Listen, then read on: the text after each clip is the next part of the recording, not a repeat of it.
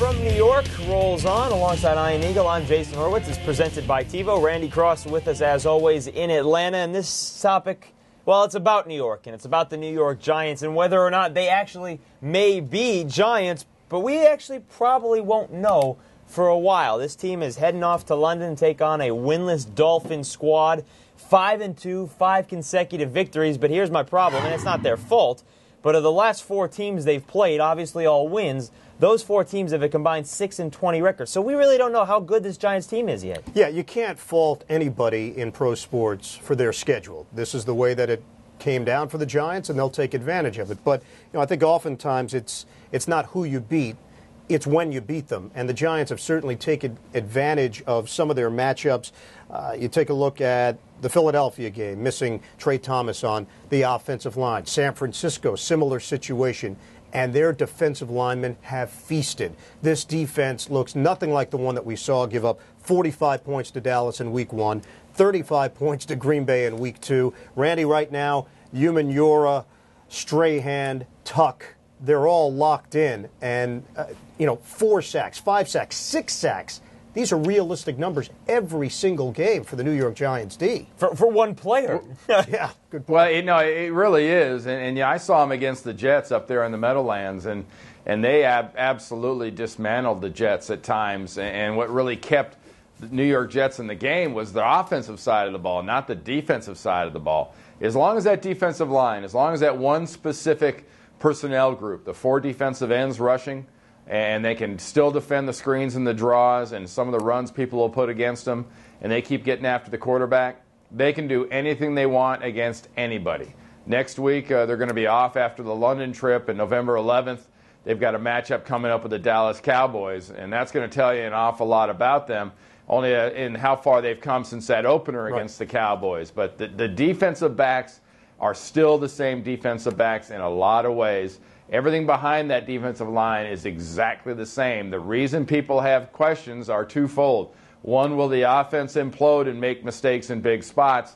And number 2 is big plays offensively. If they don't get that unbelievable pass rush, they don't have the talent back there to cover a lot of people. So they better get that pass rush. Randy, I think you hit on a very key point there, is the fact that they have to keep that defensive line healthy, because last year when Strahan went down, when Umenyiora went down, they lost a lot of guys on that defensive line, and the secondary was exposed for being as poor as it was, and it's the reason they went 2-6 the final 8 games of the year. But now they have a chance again to start the season 6-2 for the 3rd consecutive year. And I don't know about you, but you'd think that a team would learn from its past mistakes when they have folded in the second half of the season. You would think, but I do believe offensively there's still a lot of room for improvement. Eli Manning has played well. He's played well, and I believe that connection he has with Plexico Burress is tangible. It's legitimate.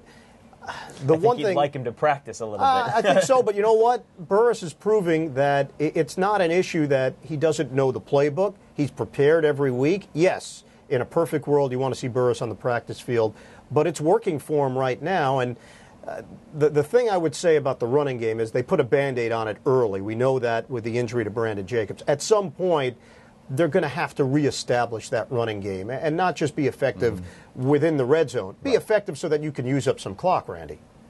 Well, they've got one of the better offensive lines in the league. I think Sean O'Hara and Soybert and Snee and McKenzie, and just go down the list. They are, in my mind, one of the top 5 O-lines, and that's what's really going to be offensively their saving grace. It's going to be that running game with those 3 running backs, and I think it will come back to really pay huge dividends in the second end of the season. I just think this team is a better team. They're a quieter, more stable locker room, and it's something they haven't had in the past. Now, you can blame that on any individual. I like to say is they don't have many opera singers there. And when I say an opera singer, I mean those people that spend all their time warming up going, me, me, me, me, me. Not too many of those me guys left in that locker room, and if Tiki thinks that's personal, well, that was. Well, the one thing that they may get to check out while they're in London is some theater. Probably not on the football field against the Miami Dolphins, but they will get to see a little bit of the sights, although they're calling it as much of a business trip as anything else. Real quickly, we'll end on this.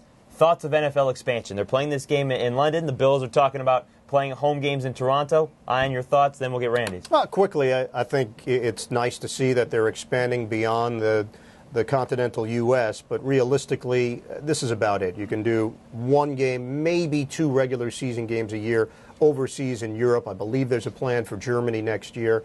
That's great. But beyond that, the logistics are just too difficult to get past. Randy, as a player, good thing, bad thing? I think you have to know what the plan is, or this is not a plan for 07, 08, 09.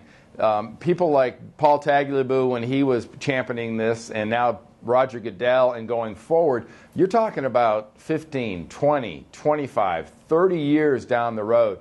International NFL play will be a reality. I mean, that's just the way it is, because travel is going to be different by then also. And I just think it's something you're going to see more and more. You'll see as many as 4 games outside the borders per year sometime in the very near future, especially when you're looking at realistically going to 17 and then 18 games somewhere here in the next 5-6 years. The one thing that I think the Dolphins fans are happy about, they don't have to sit at home and watch a home game for Miami right now. They don't have to see that team as a home team right now, so they may be happy about that, folks. If you don't sell out, you don't see it anyway. Well, very, very, very true. Randy, thank you very much for all your time this week. Pleasure. Have a safe trip to your game this Sunday. Thank you. All right, folks, the End Zone continues. We'll wrap things up in just a little bit. We're going to debate who can be spoiler here. And, of course, we'll talk with Jim Nantz as well on the Indianapolis Colts. That's still to come on the End Zone, presented by TiVo on CBSSports.com and always on demand on your TiVo DVR via TiVo Cast.